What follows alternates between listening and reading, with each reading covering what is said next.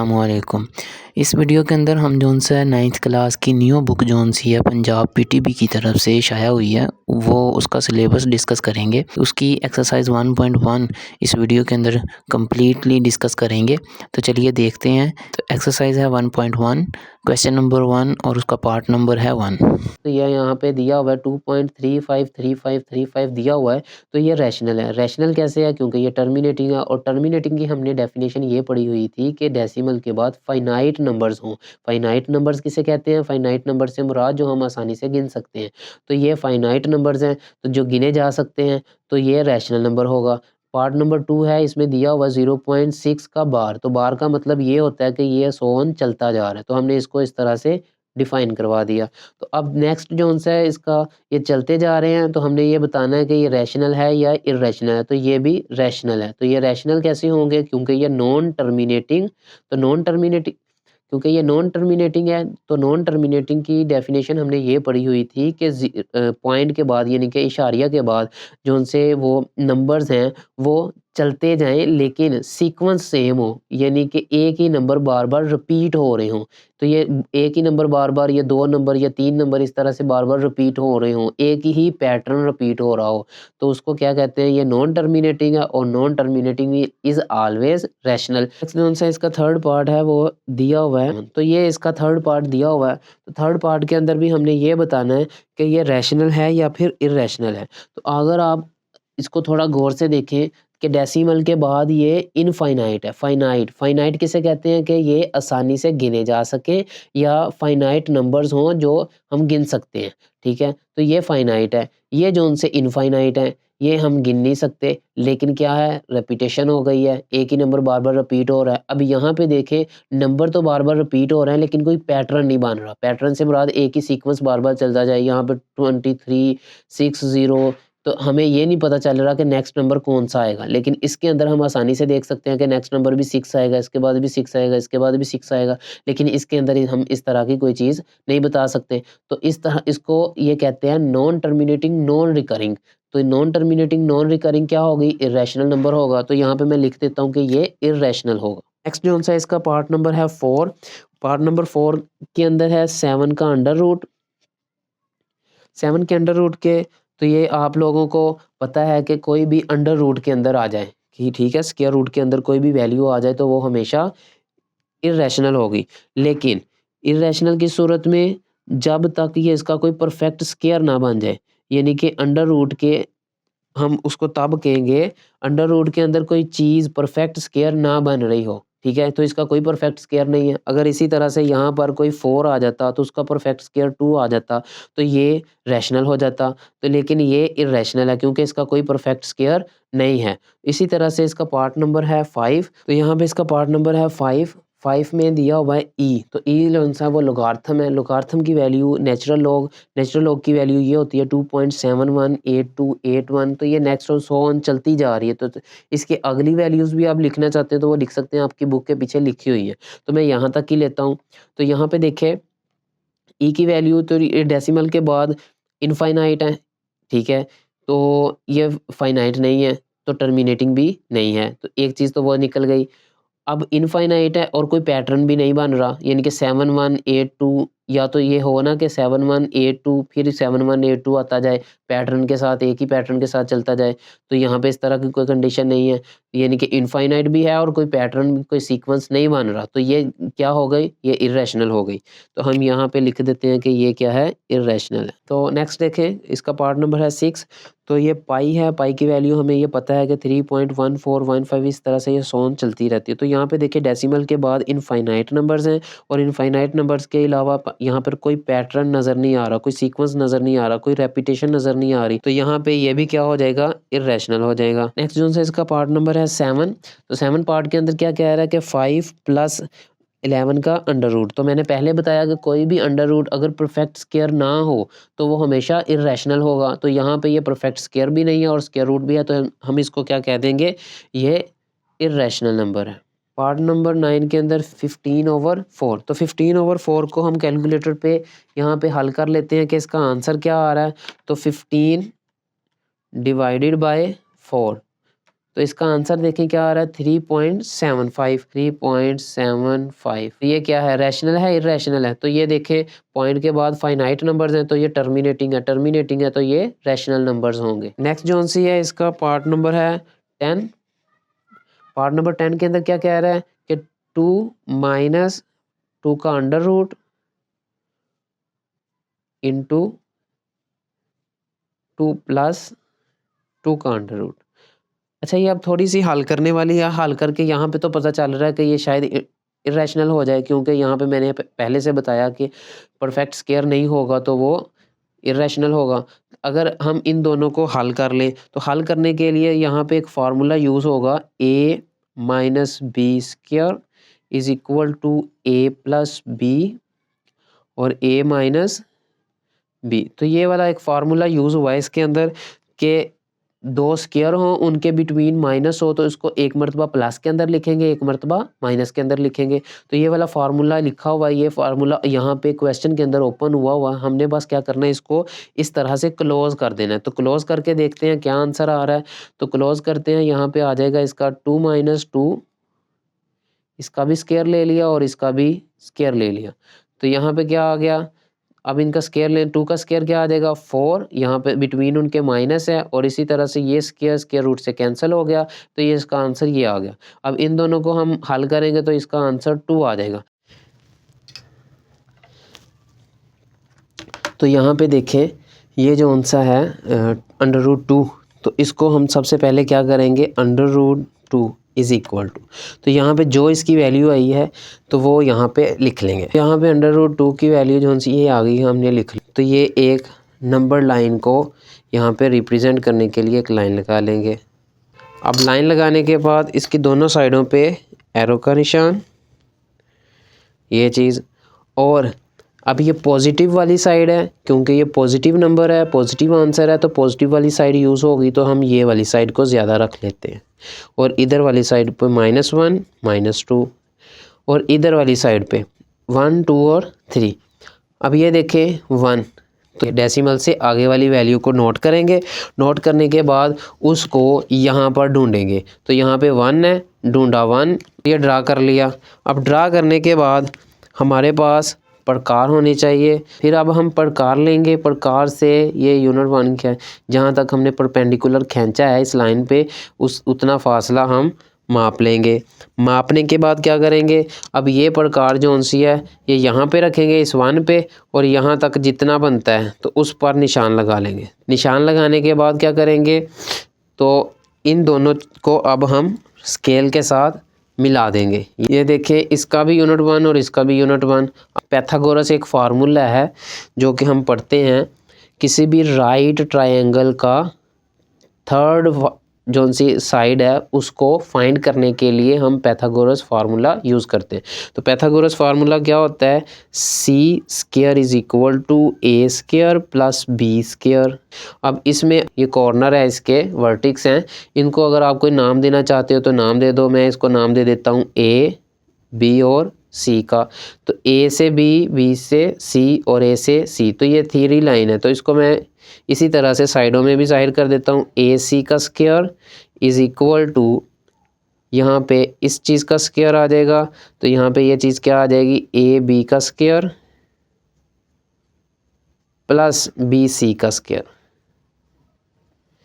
अब इस फार्मूले के अंदर इसकी वैल्यूज़ पुट कर देंगे। हमें पता है A1, ए से बी की वैल्यू कितनी आई थी हमारे पास 1, वो हमने 1 लिखी थी, ठीक है। तो 1 लिखने के बाद प्लस इसी तरह से बी सी, यानी कि यहाँ से यहाँ तक ये भी 1 है और ये वाला भी 1 है, तो 1 इसकी भी वैल्यू पुट कर देते हैं। तो 1 पुट करने के बाद इन दोनों का आंसर क्या आ जाएगा, 1 + 1 इज़ इक्वल टू 2 आ जाएगा। तो यहाँ पे ए सी इसका स्क्वायर और यहाँ पे ये चीज़ आ गई। अब दोनों तरफ अंडर रूट ले लेंगे। अंडर रूट क्यों लेंगे, क्योंकि हमें सिर्फ ए सी साइड चाहिए, हमें ए सी साइड का स्क्वायर नहीं चाहिए। तो स्क्वायर को ख़त्म करने के लिए दोनों साइडों पे हम क्या ले लेंगे, स्क्वायर रूट ले लेंगे। तो ये जो सा स्क्वायर है स्क्वायर रूट से कैंसिल हो जाएगा, तो यहाँ पे ए सी आ जाएगा is equal to 2 under root आ जाएगा। तो यही चीज़ हमें रिक्वायर्ड थी। तो अब हम क्या करेंगे, यहाँ पे ये 2 अंडर रूट ये यहाँ पर भी लिख देंगे 2 अंडर रूट, ठीक है। और ये प्रकार जो सी हमने खोली थी ये यहाँ से इस प्रकार को हम दोबारा एडजस्ट करेंगे, ये इस पॉइंट से इस पॉइंट तक। तो ये खोलने के बाद अब ये पॉइंट रखेंगे और इस पॉइंट से इस पॉइंट तक ये जितना फासला बनता है उस पर निशान लगा लेंगे। तो ये आया है अंडर रूट 2, ये पॉइंट है अंडर रूट 2। तो ये इस तरह से क्वेश्चन नंबर 2 का पार्ट नंबर 1 इस तरह से सॉल्व होता है। क्वेश्चन नंबर 2 सॉल्व करेंगे। तो इस क्वेश्चन को हम सबसे पहले क्या करेंगे, कैलकुलेटर पे लिखेंगे और कैलकुलेटर पर लिखने के बाद इसका आंसर निकालेंगे। तो ये इसका आंसर कैलकुलेटर पे हमने निकाल लिया। अब आंसर को लिखने के बाद हम क्या करेंगे, सबसे पहले इस एक लाइन को ड्रा करेंगे स्केल की मदद से और इस लाइन के दोनों तरफ एरो लगा दिए। चूँकि ये देखें ये कोई पॉजिटिव नंबर है तो पॉजिटिव नंबर को डिस्कस करना है तो हम ज़्यादा एरिया जो सा पॉजिटिव साइड ज़्यादा लेंगे। तो यहाँ पर अब देखें हमने इसको एक नंबर लाइन ज़ाहिर कर ली है। अब ये देखें कि ये जो सा डेसिमल से आगे वाला जो सा हिस्सा है या कोई नंबर है उस नंबर को हम इस नंबर लाइन के ऊपर देखेंगे कि फाइंड करेंगे कि ये है। तो यहाँ पर हमें वो नंबर जो सा वो मिल गया हुआ कि 1 यहाँ पर है। तो इस 1 के ऊपर हम क्या करेंगे, एक परपेंडिकुलर को ड्रा कर लेंगे। तो परपेंडिकुलर को ड्रा करने पर ये हमने एक परपेंडिकुलर को ड्रा कर लिया हुआ है। और यहाँ पर क्या करेंगे, फिर अब एक प्रकार लेंगे, प्रकार की मदद से हम ये वाला एरिया जितना है उसको देखेंगे कि ये एरिया कितना। तो ये एरिया हमने देख लिया और यहाँ पर ये 1 के ऊपर रखेंगे और ये ड्रा एक आर्क ड्रा कर देंगे। ये आर्क ड्रा कर दी हुई है और आर्क ड्रा करने के बाद इन दोनों पॉइंट्स को आपस में मिला देंगे। तो ये हमने इन दोनों पॉइंट्स को आपस में मिला देना है। तो ये हमने दोनों पॉइंट्स को आपस में मिला दिया। अब इन पॉइंट्स को आप अपनी तरफ से कोई ना कोई नाम दे दें।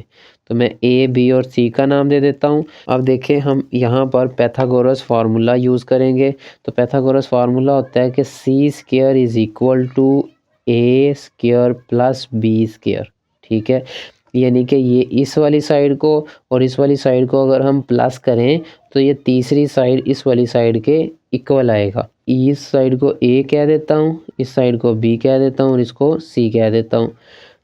और अब सी स्क्वायर है तो ये ए से सी ये वाली साइड है तो यहाँ पर आ जाएगा ए सी का स्क्वायर इज इक्वल टू यहाँ पर ए स्क्वायर है तो ये ए बी तो ए बी का स्क्वायर आ जाएगा, ठीक है। फिर क्या आ गया प्लस, अब ये वाली साइड है बी सी तो बी सी का स्क्वायर आ जाएगा। अब इनके अंदर वैल्यूज़ पुट कर देता हूँ। चूँकि हमने 1 ही रखा था, ये 0 से 1 तो ये इसका डिस्टेंस कितना होगा 1 और इसी तरह से ये दोनों सेम है तो हम क्या करेंगे इसका डिस्टेंस भी 1 मान के चलेंगे और लिख देंगे। तो ये इसका आंसर जो सा है वो 2 आ जाएगा। अब यहाँ पर ए सी है तो ए सी का होल स्क्वायर है। हमें क्या चाहिए था, हमें रिक्वायर था ए सी, ठीक है।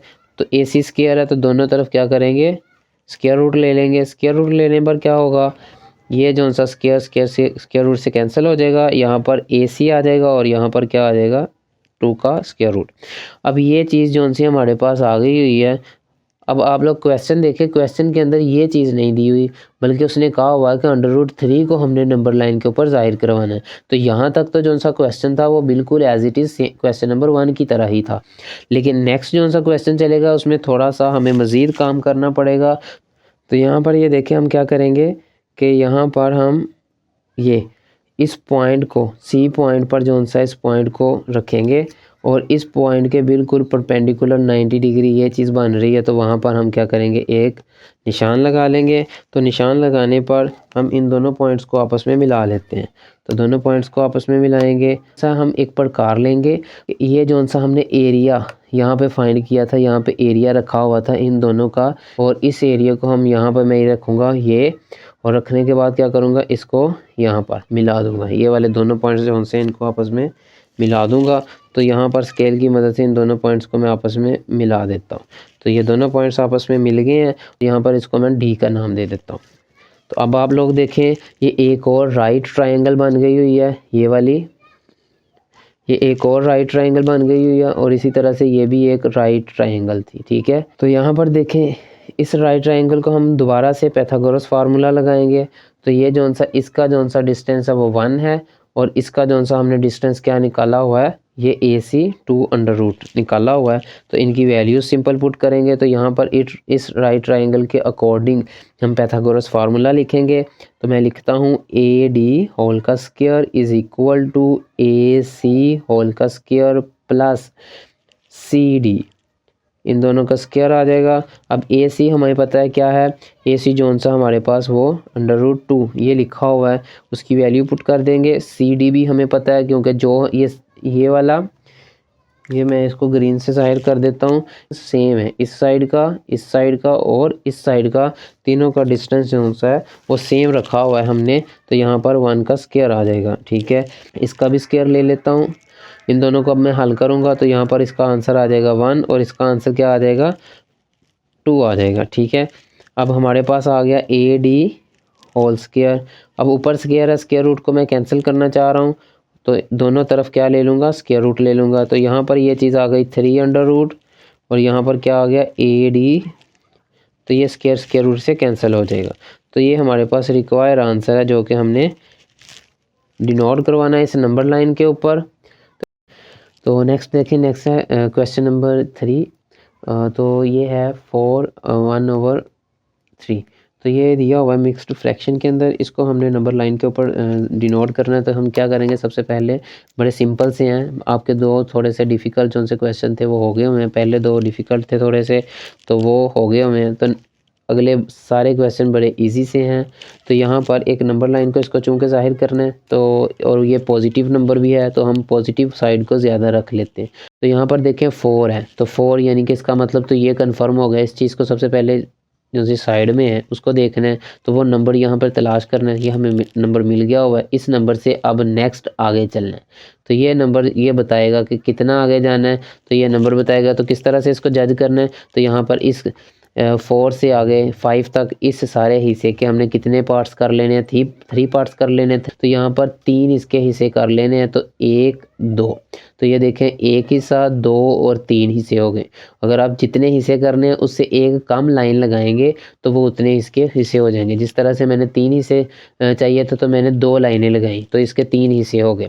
अब 3 हिस्से करने और पहले जो सा हिस्सा है ना, पहली लाइन है वहाँ तक, तो ये 1 तक। ठीक है, पहली लाइन 1 तक, तो ये यहाँ पर इसको लिख देंगे 4/1/3। नेक्स्ट है क्वेश्चन नंबर 4। तो इसको देखते हैं। यहाँ पर ये जो सा क्वेश्चन नंबर 4 है वो दिया हुआ है -2/1/7। इसको भी सबसे पहले हमने नंबर लाइन के ऊपर जाहिर कर, चूँकि ये देखें माइनस वाली साइड है तो हम अब माइनस वाली साइड को ज़्यादा रख लेते हैं। ये आप लोगों की मर्ज़ी है, अगर इक्वल रखना चाहते हो तो इक्वल रख लो। इस हिस्से के -2 से -3 ये जो सा एरिया है, इस एरिया के हमने 7 पार्ट करने। तो 7 पार्ट से मुराद यानी कि 6 लाइनें। तो यहाँ पर अंदाजे से ही लाइनें लगाऊंगा, 1 2 3 4 5 और ये 6। तो ये देखें आप लोग, इसके 7 पार्ट हो गए हुए। ठीक है, तो 7 पार्ट होने के बाद अब उसने कहा हुआ कि -2 से 1 तक जाना है, तो ये इसकी पहली लाइन तक की ये वाली लाइन का यही आंसर होगा। तो यहाँ पर देखें, यहाँ पर है क्वेश्चन नंबर 5। क्वेश्चन नंबर 5 क्या है, 5/8। तो हम इसको सबसे पहले कैलकुलेटर पे हल कर लेंगे। कैलकुलेटर पे हल करने के बाद इसका ये आंसर आ गया है और एक नंबर लाइन खींचेंगे तो हमें पता चल रहा है ये 0 है, डेसिमल से आगे वाली साइड ये 0, तो 0 से आगे जो से ये नंबर्स हैं। इन नंबर्स को सबसे पहले हमने क्या करना है कि हमने 8 लाइंस ड्रा करनी है, यानी कि 8 हिस्सों में इसको डिवाइड करवाना है। क्या करवाना है, 8 हिस्सों के अंदर डिवाइड करवाना है। तो 8 हिस्से यहाँ पे बना लेंगे तो हमें कितनी लाइनें लगानी पड़ेंगी, 7 लगानी पड़ेंगी। तो यहाँ पर मैं 7 लाइनें लगा लेता हूँ, 1 2 3 4 5 6 और ये 1 7। तो ये 7 पार्ट्स 8 पार्ट्स में डिवाइड हो गया हुआ है। अब मैंने कहाँ तक जाना है, तो 5th लाइन तक जाना है मैंने। तो यहाँ पर देखें 1 2 3 4 और ये 5वीं लाइन, तो ये यहाँ तक। ठीक है, अब क्या करूँगा, इस लाइन के ऊपर 5/8 लिख दूँगा, या आप ये वाली वैल्यू लिख दें, तो एक ही बात है दोनों की।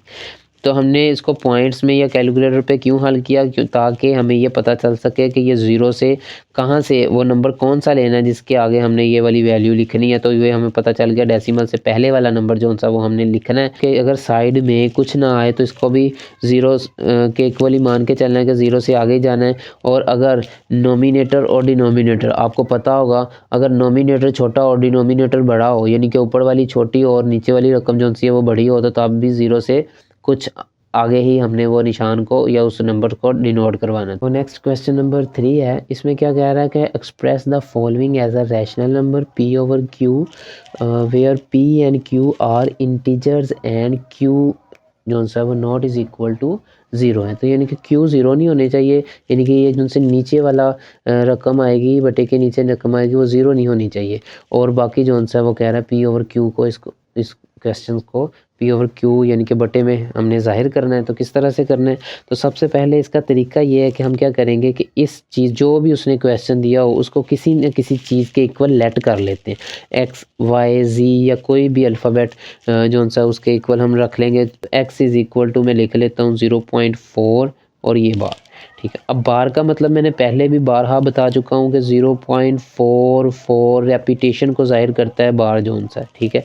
हम दोनों तरफ क्या करेंगे, दोनों तरफ 10 को मल्टीप्लाई करवा देंगे। किसको मल्टीप्लाई करवाएंगे, 10 को दोनों तरफ मल्टीप्लाई करवा देंगे। तो यहाँ पर 10 मल्टीप्लाई 0.444 इसी तरह से।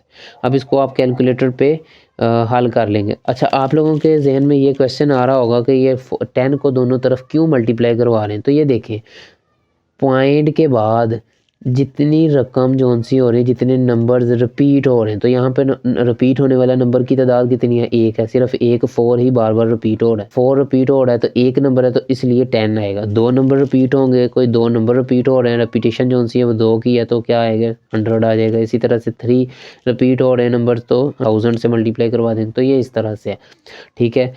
अब इन दोनों को हम कैलकुलेटर के ऊपर जो सा वो मल्टीप्लाई करवाते हैं। तो मल्टीप्लाई जो सा 10 मल्टीप्लाई 0.444, तो इनको मल्टीप्लाई करवा के आंसर देखें 4.444 4.4 और 4 और 4 ये इसी तरह से चलता रहेगा, ठीक है।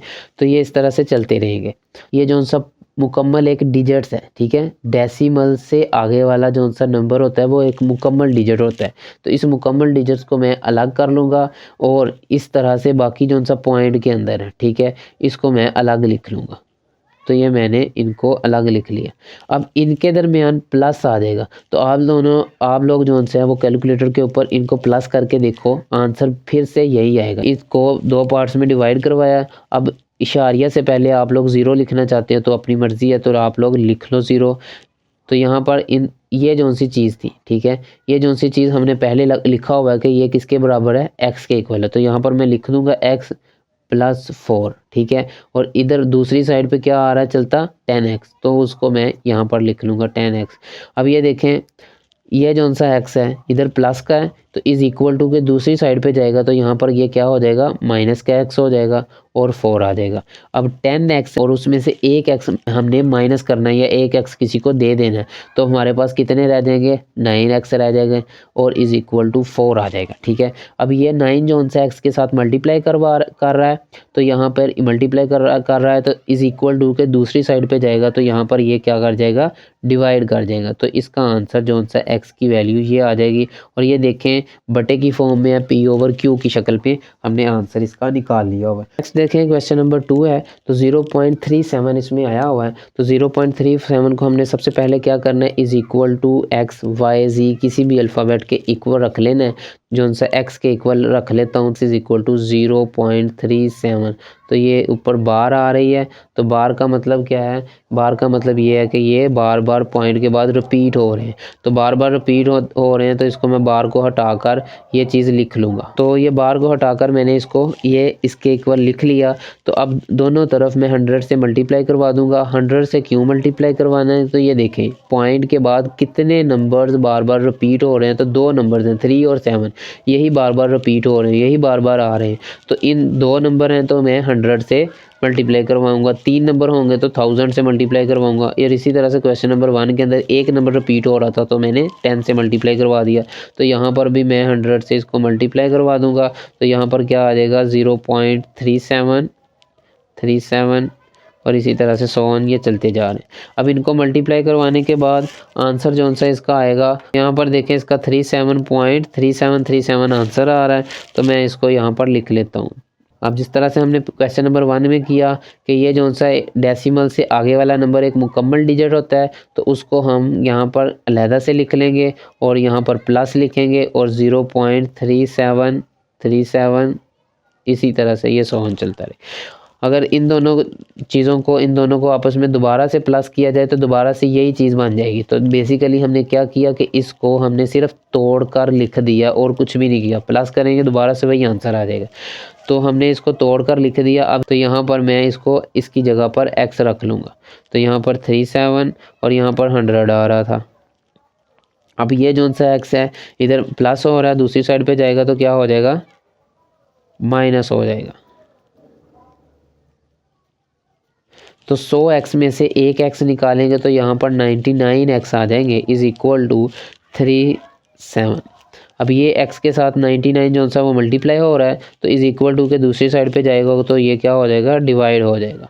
ठीक है, तो ये इसका जो सा हमने फ्रैक्शन के अंदर हमने इसका ज़ाहिर कर दिया P ओवर Q की फॉर्म में। तो नेक्स्ट जो सा क्वेश्चन नंबर है 3, 0.21 बार है तो इसको मैं दोबारा से लेट कर लेता हूँ x के इक्वल। तो ये चीज़ आ जाएगी।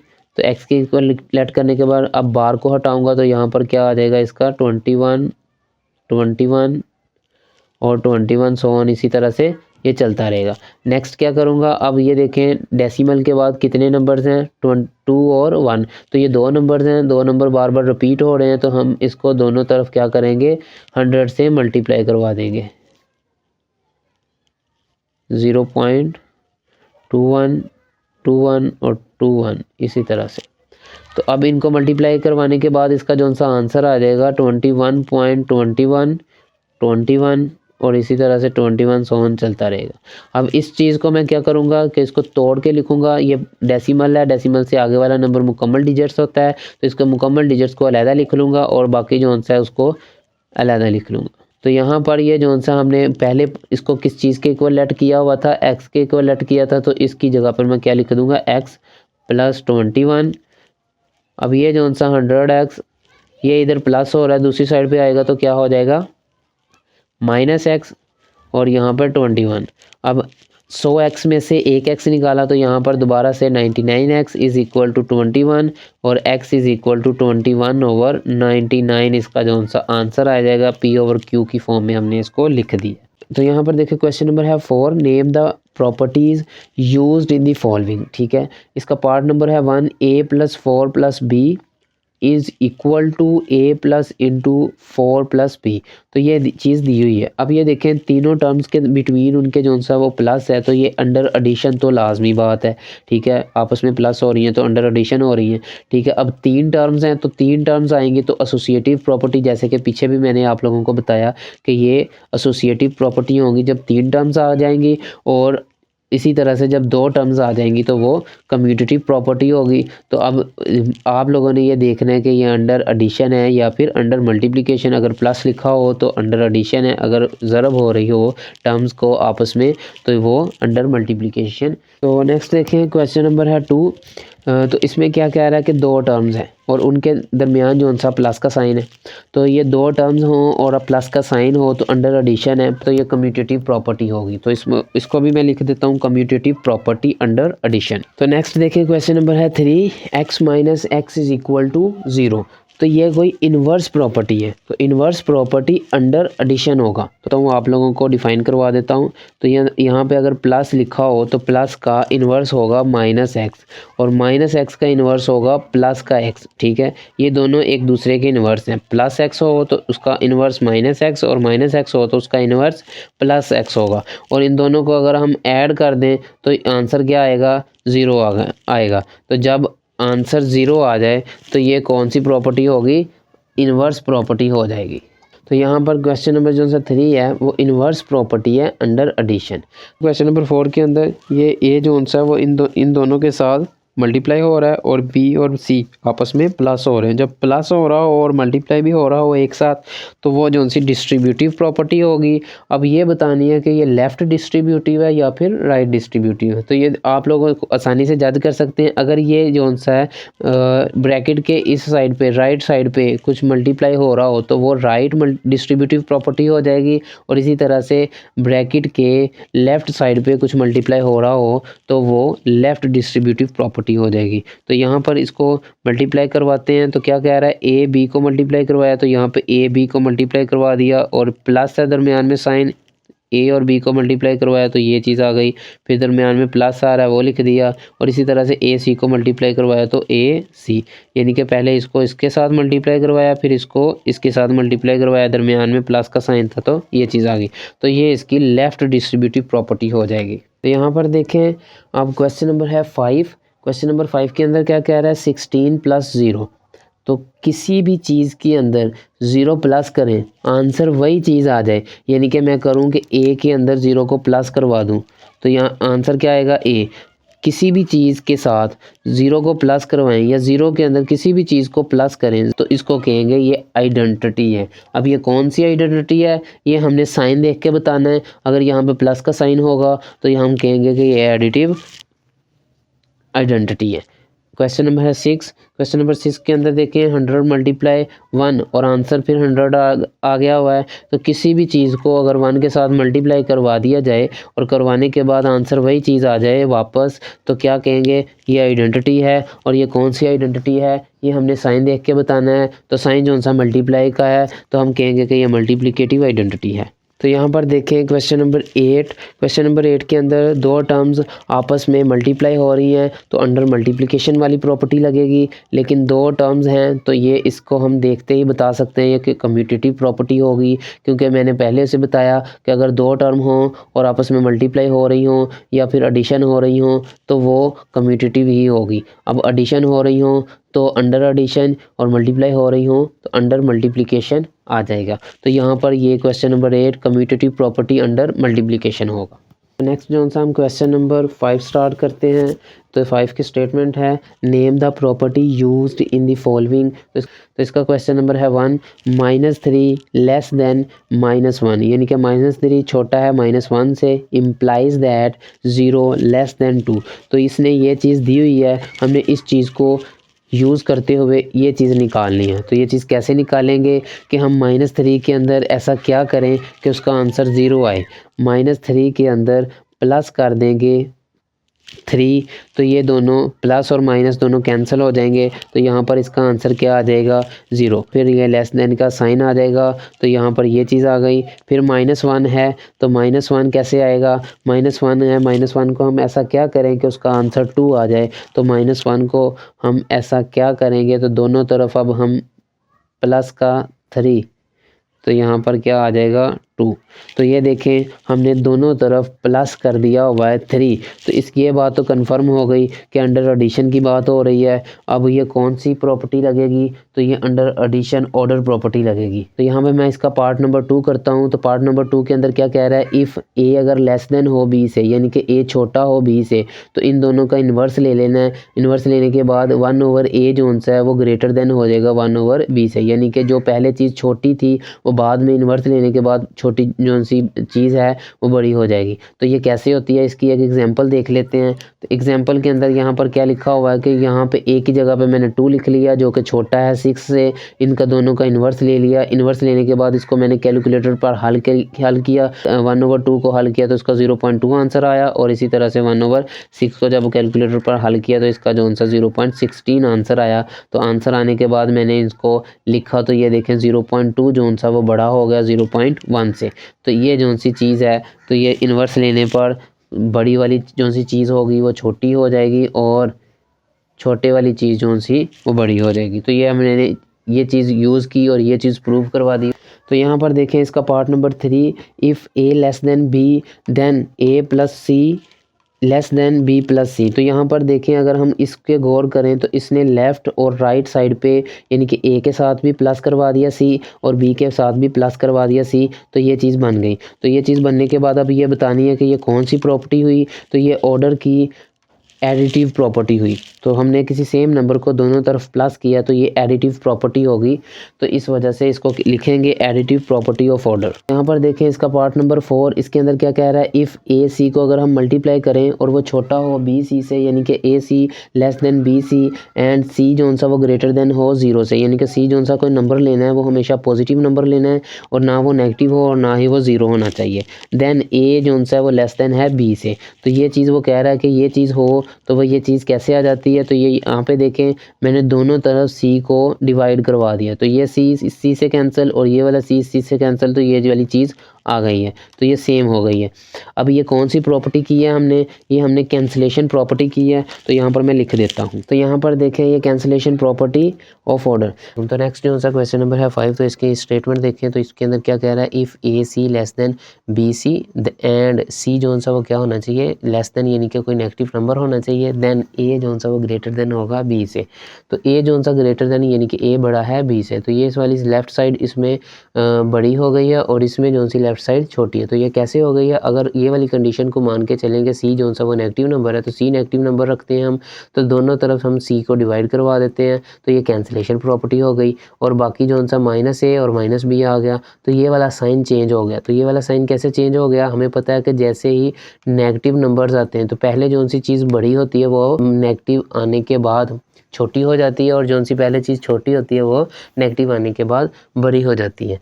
तो यहाँ पर जो से माइनस है एक दूसरे से कैंसिल हो गया, कैंसिल होने के बाद हम इसको रेज कर देते हैं तो ये चीज़ आ जाएगी। तो ये कैंसिलेशन तो आपने लिख देना है, कैंसिलेशन प्रॉपर्टी ऑफ ऑर्डर, तो मैं ये यहाँ पर लिख देता हूँ।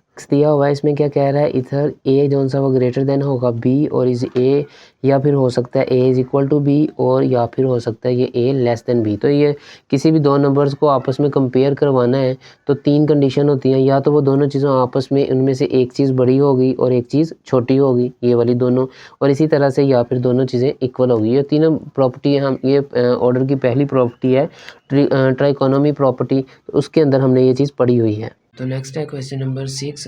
तो क्वेश्चन नंबर 6 के अंदर क्या करना है, insert to rational numbers between. तो वो कह रहा है कि आप लोगों को दो नंबर्स दे दिए हुए, उनके बिटवीन आपने दो पॉइंट्स या दो नंबर्स और फाइंड करने हैं। तो ये क्वेश्चन नंबर है 1/3 एंड 1/4 के दरमियान जो से हमने दो मज़ीद नंबर जो से फाइंड करने हैं। तो ये इसका फार्मूला होता है एवरेज का a+b/2, यानी कि वो वाले दोनों नंबर्स और उनको हमने 2 पे डिवाइड करवा देना है। तो यहाँ पर इसको लिखेंगे 1/3 प्लस 1/4 और ओवर 2। इन दोनों को हल करते हैं, 1/2 प्लस 1/4 को हल करते हैं, तो इनका जो सा एलसीएम ले लेंगे। तो एलसीएम के अंदर क्या आ जाएगा, सॉरी ये जो सा 1/3 है, तो 1/3 को, तो 1/3 और 1/4 को अब हम इनका एलसीएम लेते हैं। तो एलसीएम लेने के लिए क्या करेंगे, इन ये दोनों डिफरेंट नंबर हैं, डिफरेंट नंबर को आपस में मल्टीप्लाई करवा देते हैं ये इस तरह से। अगर आप लोगों को एलसीएम नहीं निकालना आता तो ये देखें दोनों नंबर्स जो से डिवाइडेड में हों और डिफरेंट आ रहे हों या सेम आ रहे हों, तो इनको इस तरह से उनकी प्राइम फैक्टराइजेशन निकाल लेनी है। 3 1 ज़ा 3 और 4 1 ज़ा 4, तो ये इस तरह से आ जाएगा। तो यहाँ पर इन दोनों नंबर्स को हम मल्टीप्लाई करवा देते हैं, 3 × 4, तो 3 × 4 12 होता है, तो ये यहाँ पे 12 आ जाएगा। नेक्स्ट जो सा इस 12 को हम क्या करेंगे, अंदर रखेंगे और ये जो सा कोई भी नंबर हो उसको इस पे डिवाइड करवा देंगे। तो 3 जो सा है वो 4 ज़ा 12 आ जाता है। तो इस 4 को हम ऊपर वाली यानी कि ये जो सी नोमिनेटर के अंदर होगी उसके साथ मल्टीप्लाई करवा देंगे। तो मल्टीप्लाई करवाते हैं तो 4 आ जाएगा प्लस, तो ये इसका एलसीएम आ जाएगा। अब इनका आंसर क्या आ रहा है, 7/12। 7/12 को अब हमने क्या करवाना है, डिवाइड करवाना है 2 पे। तो डिवाइड को मैं इस तरह से लिखने की बजाय इसको मैं इस तरह से लिख सकता हूँ 12। तो यहाँ पर डिवाइडेड का मतलब है, तो इसकी जगह पे मैं अलामत लिख देता हूँ। तो ये अब डिवाइडेड को मल्टीप्लाई में चेंज करेंगे तो यहाँ पे 1/2 हो जाएगा और 7/12। इन दोनों को ऊपर वाली को आपस में मल्टीप्लाई करवा दूंगा और नीचे वाली को आपस में मल्टीप्लाई करवा दूंगा। तो यहाँ पे इसका जो सा आंसर आ जाएगा 7/24। तो यहाँ पे फर्स्ट जो सा इसका आंसर आ गया हुआ 7/24, यानी कि फर्स्ट नंबर जो सा इसका आ गया वो ये है, ये इसका फर्स्ट नंबर। तो नेक्स्ट इसका सेकंड नंबर देखते हैं वो किस तरह से निकालते हैं। तो सेम ये देखें, यहाँ पर अगर 1/3 है इस पॉइंट पर और यहाँ पर 1/4 है, तो ये देखें इन दोनों के दरमियान जो सा हमने पॉइंट निकाला वो ये वाला। तो इन दोनों के पॉइंट जो सा निकला वो 7/24 है। अब इन दोनों के दरमियान तो निकल आया, अब इन दोनों के दरमियान निकालें कोई एक नंबर या इन दोनों को ले लें, यानी कि आप 1/3 प्लस 7/24 कर लें और इसको डिवाइडेड बाई 2 करवा दें, या फिर आप 7/24 प्लस 1/4/2 तो ये इस तरह से करवा दें, तो यहाँ से एक नंबर भी आ जाएगा, यहाँ से भी एक नंबर आ जाएगा। तो यानी कि इन दोनों के बिटवीन यहाँ पर भी एक नंबर आ सकता है और इन दोनों के बिटवीन यहाँ पर भी एक नंबर आ सकता है। तो ये आप लोगों ने सिर्फ 2 नंबर फाइंड करने हैं, उनमें से एक फाइंड हो गया हुआ है और एक और फाइंड करना है। तो मैं इसको इस मेथड को ले लेता हूँ कि इन दोनों को आपस में डिवाइड करवा देता हूँ। 1/3 प्लस 7/24 और 2। अब इन दोनों का एलसीएम ले लेता हूँ, तो यहाँ पर इन दोनों का एलसीएम 24 ही आ जाएगा। ये मैं चेक कर लेता हूँ कि 24 ही आता है। तो यहाँ पर इनकी प्राइम फैक्टराइजेशन निकाल लेता हूँ, तो इन सब को आपस में मल्टीप्लाई करवा देता हूँ। 3 × 2 × 2 × 2, तो ये इनको आपस में मल्टीप्लाई करवाता हूँ, तो इसका आंसर जो सा क्या आ जाता है, इसका जो सा 24 आंसर आ जाता है। अब इस 24 को क्या करूँगा, मैं इस 24 को अंदर रखूँगा और इस 3 से डिवाइड करवा दूँगा। तो डिवाइड करवाने के बाद इसका आंसर क्या आ जाएगा, 8 आ जाएगा। तो 8 को इस 1 के साथ मल्टीप्लाई करवा दूँगा। अब इस 24 को अंदर रखूँगा और इस 24 से इसको डिवाइड करवा दूँगा। तो यहाँ पर 1 है, तो इस 1 को मैं इस 7 के साथ मल्टीप्लाई करवाऊँगा तो 7 ही आ जाएगा। 15/24 आ जाएगा इसका आंसर और ओवर 2। अब इसको मैं मज़ीद 15/24 डिवाइडेड बाई 2, तो इसको डिवाइड को जब मल्टीप्लाई के अंदर चेंज करूँगा तो यहाँ पर 2 आ जाएगा। तो इसका जो सा आंसर क्या आ जाएगा यहाँ पर, यानी कि ऊपर वाली को आपस में मल्टीप्लाई करवा दूंगा और नीचे वाली को आपस में मल्टीप्लाई करवा दूंगा। तो इसी तरह से 15 को 1 से मल्टीप्लाई करवाया तो 15 आ गया और 24 को 2 से मल्टीप्लाई करवाया तो 48 आ गया। तो ये इसका दूसरा नंबर होगा, ठीक है। तो ये यहाँ पर इनके बिटवीन में आ जाएगा, यानी कि 15/48। तो ये इसका आंसर है। तो नेक्स्ट है क्वेश्चन नंबर 2। इसके अंदर क्या है, 3 और 4। तो 3 और 4 के बिटवीन जो उनसे 2 नंबर हमने फाइंड करने हैं, तो किस तरह से फाइंड करेंगे, 3 + 4/2। इसका जो सा आंसर क्या आ गया, मैंने एवरेज का फार्मूला पुट किया, उसके अंदर वैल्यूज़ रख दी हैं। इसका फार्मूले के अंदर इसका आंसर क्या आ गया, 7/2। तो 3 और 4 के बिटवीन जो सा 3 और 4 इनके बिटवीन जो सा नंबर आ गया हुआ है 7/2, ये इनके बिटवीन नंबर है। नेक्स्ट जो सा इनके बिटवीन एक और नंबर हम फाइंड कर सकते हैं, लेफ़्ट से भी कर सकते हैं और राइट से भी कर सकते हैं। तो यहाँ पर आप लोगों की मर्ज़ी है। मैं अब इन दोनों में से, पहले क्वेश्चन में मैंने इन दोनों में से ये वाला नंबर फाइंड किया था, अब मैं ये और इन दोनों में से ये वाला नंबर फाइंड करूँगा राइट साइड में से। इन दोनों को मैं मल्टीप्लाई करवाऊँगा तो यहाँ पर इसका आंसर क्या आ जाएगा, 2, 7 प्लस, तो मैं इन दोनों का एलसीएम ले लूँगा। इन दोनों का एलसीएम लेने के बाद ये आ गया 3/2 डिवाइडेड बाई 2। इस मैंने सारी चीज़ को इस तरह से लिख लिया। अब डिवाइड को अब हम जब चेंज करते हैं मल्टीप्लाई के अंदर, तो यहाँ पर ये ओवर में चला जाएगा। इन दोनों को अब मल्टीप्लाई करवा दूंगा। 15 ऊपर वाली को आपस में मल्टीप्लाई करवा दूंगा, नीचे वाली को आपस में मल्टीप्लाई करवा दूंगा। तो ये दोनों के जो सा बिटवीन नंबर आ रहा है वो ये वाला नंबर आ रहा है 15/4, यानी कि पहले इन दोनों का जो सा मिड पॉइंट निकाला तो यहाँ पर ये 7/2 आ गया। अब 7/2 और 4 के बिटवीन जो सा नंबर है वो निकाला तो ये 15/2। तो ये दोनों नंबर देखें 15/4 और 7/2, दोनों 3 और 4 के बिटवीन नंबर्स ही हैं। तो नेक्स्ट है क्वेश्चन नंबर 3। तो क्वेश्चन नंबर 3 क्या है, 3/5 और 4/5। तो इनके बिटवीन नंबर निकालना है। तो इनके बिटवीन नंबर निकालने के लिए इन दोनों को प्लस कर देंगे और हम 2 पे डिवाइड करवा देंगे। तो इन दोनों का हम एलसीएम ले लेंगे, ऊपर वाली का आपस में एलसीएम लेंगे तो यहाँ पर 5 आ जाएगा, 3 + 4 आ जाएगा और ओवर 2 आ जाएगा। अब इन दोनों को हल करते हैं तो इसका आंसर क्या आ रहा है, 7/5 और ओवर 2। अब ये जो सा 7/5 डिवाइडेड बाई 2, मैंने इस डिवाइड को, इस फ्रैक्शन को इस तरह से लिख लिया 7/5। अब डिवाइड को जब मल्टीप्लाई के अंदर चेंज करते हैं तो ये वाली जो सी चीज़ है ये अब क्या हो जाएगी, फ्रैक्शन में चली जाएगी, नीचे चली जाएगी। इन दोनों को आपस में फिर मल्टीप्लाई करवा देंगे। तो नीचे वाली को आपस में मल्टीप्लाई करवा देते हैं और ऊपर वाली को आपस में मल्टीप्लाई करवा देते हैं। तो यहाँ पर 7/10 आ जाएगा। तो ये जौन सा एक नंबर फर्स्ट नंबर जौन सा हमने फाइंड कर लिया हुआ है। अब ये देखें हमने इन दोनों के बिटवीन जौन सा नंबर एक फाइंड किया 7/10। अब इन दोनों में से एक और नंबर फाइंड करना है, तो मैं जौन सा इनके बिटवीन नंबर फाइंड यहाँ पे एक नंबर फाइंड करता हूँ 7/10 प्लस 4/5। यहाँ पर एवरेज का फार्मूला लगाया और ऊपर वाली को एलसीएम ले लिया। ऊपर वाली का एलसीएम जो सा क्या आ जाएगा, यहाँ पर 10 आ जाएगा और 7 + 5 को 2 से, तो यहाँ पर 8 आ जाएगा। एलसीएम लेना मैंने पहले भी क्वेश्चन नंबर 1 के अंदर बड़ी तफसील से बताया हुआ है। अब ये देखें इन दोनों को प्लस करेंगे तो इसका आंसर क्या आ जाएगा, 15/10 आ जाएगा और यहाँ पर 2 आ जाएगा। तो 10 5 2s और 5 3s, तो इसका आंसर जो सा 3/2 आ गया। इस तरह से हम डिवाइड के सिंबल से भी जाहिर कर सकते हैं इसको। अब डिवाइड के सिंबल से जाहिर करने के बाद 3/2, अब डिवाइड है तो मल्टीप्लाई में चेंज करेंगे तो 1/2 हो जाएगा। ऊपर वाली को आपस में मल्टीप्लाई किया, नीचे वाली को आपस में मल्टीप्लाई किया, तो इसका ऊपर वाली का आंसर आ जाएगा 3 और नीचे वाली का आंसर 4 आ जाएगा। तो ये इसका इनके बिटवीन एक और नंबर सेकंड नंबर हमने फाइंड कर लिया। तो ये हमने सेकंड नंबर फाइंड कर लिया इन दोनों इस नंबर और इस नंबर के बिटवीन। तो इसको मैं यहाँ पर लिख लेता हूँ ये इस तरह से। तो ये आपकी एक्सरसाइज मुकम्मल हो गई है। तो नेक्स्ट जो सी हम एक्सरसाइज 1.2 करेंगे। मिलते हैं नेक्स्ट वीडियो में। अब मुझे इजाज़त दीजिए। अल्लाह हाफिज़।